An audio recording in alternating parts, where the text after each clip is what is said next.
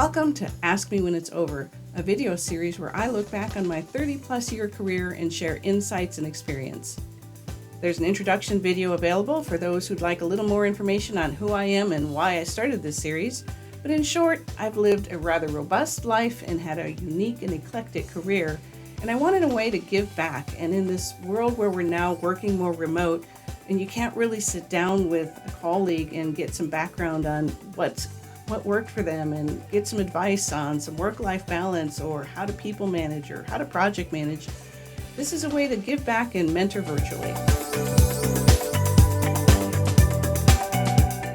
Today's episode is a work-life balance topic, and it's what I call rules I work by. Now, we all have some rules you live by, but what are the rules you work by? In my case, there's several. One of them is that I make lists. I physically write things down. Everything from my short to-do list for my day to my long-term goals. I have a specific way that I make a little grid on a piece of paper for my to-dos, and I have a way that I check them off. And even for my long-term goals, I have a whiteboard in my office, and I have things categorized out. And I get a physical sense of satisfaction of checking something off. And in fact, I've been known that if there's something I get done in my day that wasn't on the list, I'll add it to the list just to check it off. Yep, I really do that. Which brings me to my second rule.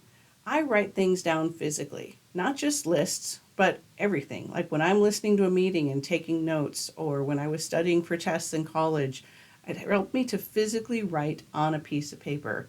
I have tried electronic methods where you type and take notes, and I can do that, but it helps my memory better to physically write things down. In fact, one of the most important things I learned in college was how I learn.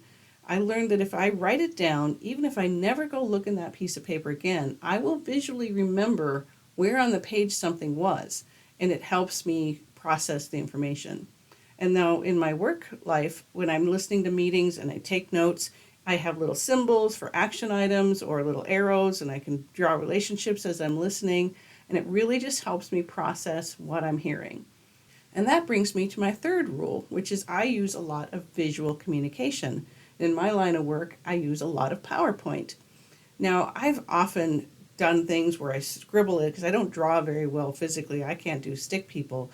But in PowerPoint, I can really manipulate things and move them around and make matrices and draw arrows and draw relationships. And it really helps me to know that I've understood something if I can represent it in a picture. And as they say, a picture is worth 1,000 words. So when I put it together and it helps me understand it, and invariably it helps me explain to others, and it helps them see it in a way that they maybe didn't understand before. In fact, I've had some interesting PowerPoint dreams where I've dreamed that I was grouping and clicking dishes to put them away from the dishwasher, and then my kids were running around in my dream, and I bopped them on the head and minimized them into the taskbar. They were perfectly safe. They were just running around in the background. So that leads me to my last rule that I work by, which is that I won't work on Saturdays. Now, that's more of a work-life balance rule than it is a how I work rule, but it's very important. It might sound simple well, of course you're going to take a weekend off, but when I was really pushing during my career, I would do little things on Saturdays, little things on Sundays, thinking it was really helping me keep going. But I learned that I actually need to give myself permission to take an entire day at least off. I try to do Saturday and Sunday, but if I have to get something done, I just won't do it on a Saturday. Because I like to know that as I close my computer on a Friday, I get 24 hours at a minimum where I don't have to think about these things. And then I can come back refreshed, and actually in the back of my head, things were probably percolating a little bit anyway. But I come back much more productive by just making myself take that day off. So when I put it all together, I make lists, I write things physically, I try to present them in visual communication formats using PowerPoint or other such methods, and I try to do all I can, but then walk away and not work on a Saturday. Now, in each episode, I like to leave you with an activity or something to think about. And for today's episode, think about what are the rules you work by.